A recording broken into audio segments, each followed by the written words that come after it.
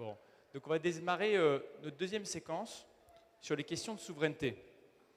Alors, comme vous voyez les trois thèmes sur lesquels on a décidé de placer notre rentrée parlementaire, le travail et le plein emploi, la question de la souveraineté nationale et européenne face au nouveau contexte, notamment géopolitique, et demain la question de la transition écologique. Pourquoi ces trois thèmes? Ces trois thèmes, évidemment, sont des priorités de l'action du président de la République et du gouvernement, mais je dirais qu'ils sont aussi des fils conducteurs de toutes les thématiques, de tous les sujets qui seront l'action de notre majorité dans ce quinquennat. Puisque, à travers ces questions de souveraineté, on a évidemment le contexte géopolitique, la guerre en Ukraine, les conséquences aussi du Covid sur nos modèles économiques et sociétaux, mais on a aussi la question de la souveraineté technologique, la souveraineté alimentaire, la question du réarmement national et européen. Et c'est de l'articulation de tous ces sujets, notamment l'articulation entre le national et l'européen, dont nous allons parler dans les 2 prochaines heures. Vous le savez, la construction européenne, la souveraineté européenne est au cœur du message du président de la République depuis 5 ans, depuis qu'il a lancé l'aventure politique d'En Marche et de Renaissance. Il l'avait aussi annoncé lors d'un grand discours à la Sorbonne en 2017. L'objectif était que l'Europe se réattribue les instruments de la puissance, soit capable de défendre ses intérêts, sa sécurité sur la scène internationale, ses normes aussi, environnementales, numériques, notamment dans un monde qui est de plus en plus dominé par la dualité entre les États-Unis et la Chine. Et on l'a vu ces 5 dernières années avec des grands succès, comme par exemple le fonds de relance Covid, à quel point l'Europe a été vraiment centrale pour l'action du président et de notre majorité.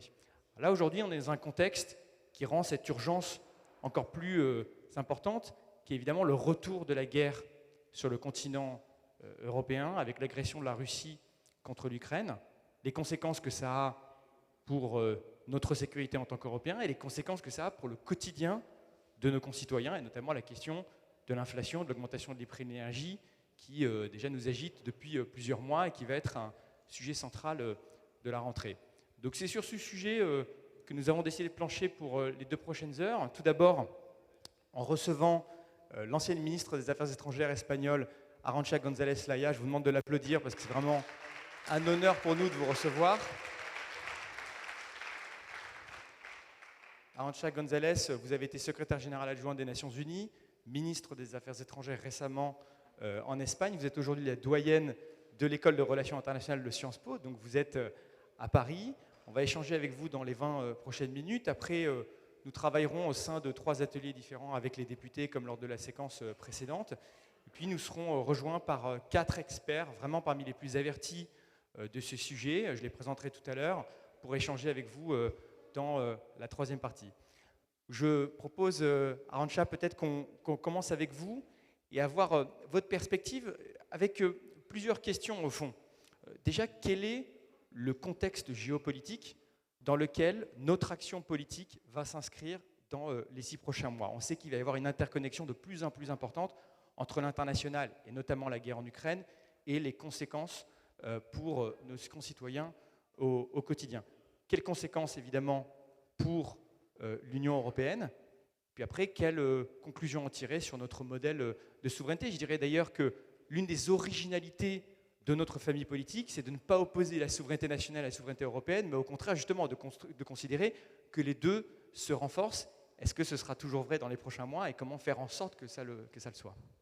Bon, tout d'abord, merci beaucoup Benjamin et merci à vous tous pour cette invitation. Ce n'est pas très habituel pour une Espagnole d'être invitée au Sancta Sanctorum de la politique française, mais je le fais avec grand plaisir, d'autant plus que nous sommes dans un moment qui va déterminer les prochains 6 mois, 8 mois, vont déterminer la place de l'Europe dans le monde. Et sachant comme je sais que la France compte pour beaucoup dans cette Union européenne, je trouve extrêmement important que nous soyons tous, comme on dit en anglais, on the same page. Je vais commencer brièvement, Benjamin, si tu me le permets, par une description de où est le monde aujourd'hui, de manière à ce qu'on comprenne quelles sont les tâches devant nous pour l'Union européenne. Nous sommes dans une phase différente de l'ordre international, une phase qui s'est accélérée dans ces derniers mois, mais une phase qui a trois caractéristiques. La première caractéristique, c'est qu'on est passé d'un équilibre précaire dans le monde à un déséquilibre géopolitique et environnemental extrêmement dangereux. On est maintenant installé dans un moment d'instabilité structurelle, d'une instabilité et d'une insécurité structurelle qui nous oblige, nous, à voir de quelle manière on va importer de l'instabilité, comment on va construire de l'instabilité en Europe. Cette instabilité en Europe est à la fois économique, elle est sociale, elle est technologique, elle est nucléaire et surtout, elle est énergétique et sécuritaire. Un mot sur la partie énergétique. Parce que nous sommes en réalité les terrains d'affrontement de la Russie dans la région atlantique. Il y a deux théâtres de confusion et d'instabilité dans le monde en ce moment, l'Atlantique et le Pacifique. Nous sommes plein dedans dans les scénarios d'instabilité atlantique. La Russie n'attaque pas simplement l'Ukraine, elle attaque la Russie attaque l'Ukraine militairement, mais elle attaque aussi l'Union européenne et son arme de prédilection est l'énergie. Donc la tâche principale dans les prochains mois, c'est de construire de la stabilité européenne dans les secteurs de l'énergie. Ça nécessite évidemment de compléter l'union de l'énergie dont on a beaucoup essayé à Bruxelles. Peut-être il n'y avait pas en ce moment-là l'urgence que nous avons aujourd'hui à la compléter. La deuxième partie de notre tâche, je dirais le deuxième élément dans notre liste doit être la sécurité et la défense en Europe. La sécurité et la défense en Europe faites par les Européens. Parce que nous savons aussi qu'il y a eu des moments dans notre passé récent où notre plus grand ami et allié nous a lâchés. Alors, ce n'est pas que nous allons devenir anti-américains. Les États-Unis d'Amérique restent nos principaux partenaires et alliés. Mais nous savons aussi que nous ne pouvons pas dépendre dans un moment où il y a la guerre dans notre voisinage, nous ne pouvons pas dépendre complètement des États-Unis pour notre sécurité et notre défense. Nous avons l'OTAN, mais nous savons aussi de plus en plus de pays européens, des pays de l'Union européenne à l'OTAN. Donc peut-être serait-il les moments d'européaniser un peu plus l'OTAN, la faire devenir un peu plus européenne. Si on parlait défense et sécurité, je crois que travailler dans l'industrie de la défense européenne doit devenir notre cible. Nous ne devons pas changer les traités pour pouvoir faire l'industrie de la défense européenne. Et pourtant, nous n'arrivons pas. Et si nous n'arrivons pas, nous ne pourrons pas fournir les Européens des matériels de défense que nous aurons produits avec de la valeur ajoutée européenne, avec des emplois européens, avec de l'innovation européenne. Donc je crois que nous devons construire aussi ces capacités industrielles dans l'industrie de la défense européenne. De même, intelligence, comme on dit en anglais. Nous n'avons pas suffisamment d'intelligence européenne. Nous dépendons toujours de quelqu'un d'autre pour nous la donner. Parfois, ils nous ont donné de l'intelligence qui était correcte. Parfois, ils nous ont donné de l'intelligence, comme par le passé, dans le cas de l'Irak, qui n'était pas très nette. Donc, autant mieux investir un peu plus dans l'intelligence dans l'Union européenne. Je laisse de côté beaucoup de choses sur lesquelles vous travaillez déjà, sur lesquelles l'Europe travaille déjà. La capacité technologique pour faire de l'Europe, pas simplement un appendix des États-Unis ou de la Chine en matière technologique, mais pour avoir des capacités européennes, à la fois industrielles et normatives. Je laisse de côté tout l'agenda en matière du commerce international, qui n'est pas un agenda idéologique. 85% de la croissance dans ce monde s'est fait en dehors de l'Union européenne. 85% de la croissance dans ce monde s'est fait en dehors de l'Union européenne. Si nous voulons de la croissance pour l'Europe, nous devons aller aussi participer dans tous ces marchés où se fait la croissance européenne. Or, d'où l'importance d'un agenda commercial forte.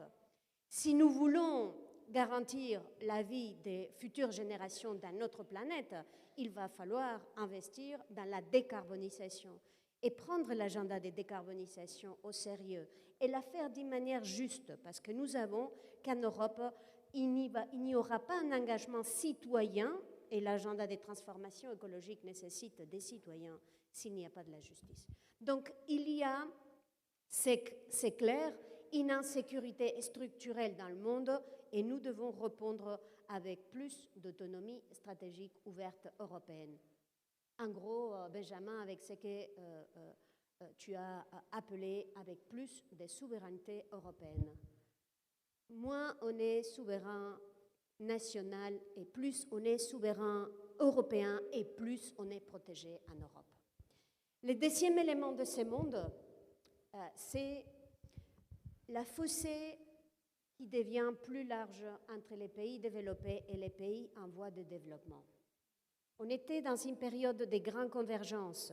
Les pays en voie de développement avançaient vers les standards, vers les normes, les taux de croissance des pays développés. Et maintenant, c'est la grande fossée. C'est une bifurcation qui doit nous préoccuper. Surtout parce que notre voisinage est fait de ces pays qui vont mal. Vont mal parce que les prix augmentent, ils sont très endettés, les taux d'intérêt augmentent et la situation de détresse financière est très préoccupante. Donc, il ne s'agit pas pour l'Union européenne de devenir la forteresse occidentale contre le reste du monde. Nous devons, nous, Européens, nous préoccuper de la sorte de pays en voie de développement. Pas simplement parce que c'est dans notre DNA solidaire, mais parce que c'est dans notre intérêt. Plus on aura des zones de stabilité, surtout autour de nous, plus on importera de l'instabilité. Plus la fossée sera large entre pays en voie de développement et nous, et plus on va importer de l'instabilité. Or, je crois que vous devriez aussi prêter beaucoup d'attention à ce que l'Union européenne reste attentive aux besoins des pays en voie de développement.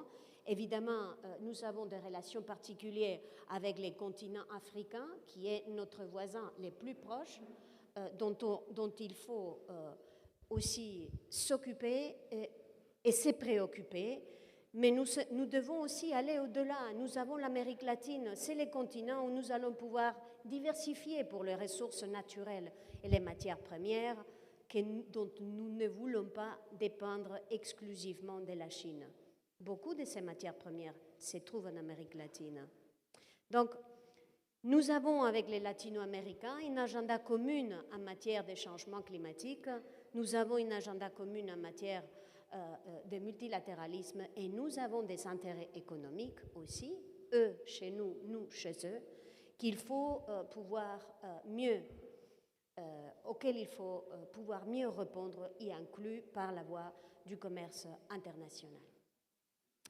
Une troisième caractéristique de ce monde dans lequel nous vivons, c'est le multilatéralisme qui est tombé en panne. Nous n'arrivons pas à faire fonctionner les enceintes multilatérales. Ou plutôt, nous n'arrivons pas à faire fonctionner toutes les enceintes multilatérales. Certaines d'entre elles fonctionnent petit à petit, avec beaucoup d'efforts d'ailleurs de la part de l'Union européenne, comme c'est le cas de l'Organisation mondiale du commerce, où grâce à une Union européenne qui s'est mise derrière l'organisation, elle a pu produire des résultats, mais il y a d'autres parties de l'agenda multilatéral dont on n'arrive pas à trouver des consensus internationaux et ça ne nous permet pas de bien maîtriser les changements climatiques, les pandémies ou même l'insécurité nucléaire, pour ne mettre qu'un exemple des dernières faillites, ou les stabilités financières internationales dont nous avons besoin. Donc, Benjamin, je dirais qu'il y a 3 grands chantiers pour l'Union européenne aujourd'hui, dotés à cette autonomie stratégique, à cette souveraineté européenne d'un contenu et d'un contenu sur les sujets qui sont aujourd'hui les plus dangereux pour l'Europe, énergie, sécurité et défense, tisser des vrais partenariats avec des pays en voie de développement, et 3, travailler pour faire marcher les systèmes multilatéraux, encore une fois, pas parce qu'on est naïve, pas parce qu'on est des enfants de cœur, mais parce qu'on sait très bien que faire fonctionner le multilatéralisme va nous permettre de mieux nous protéger dans ce monde de plus en plus complexe.